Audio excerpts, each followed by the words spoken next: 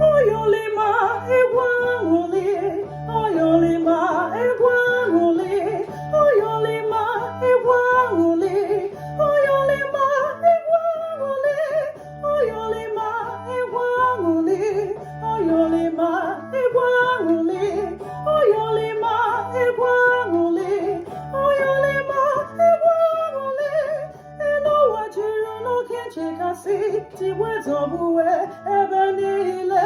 Managa eji mabu hara ogu, ogadi chama, ewe okube. Oyolima egwangule, oyolima egwangule, oyolima egwangule, oyolima egwangule, oyolima egwangule, oyolima egwangule, oyolima egwangule, oyolima egwangule.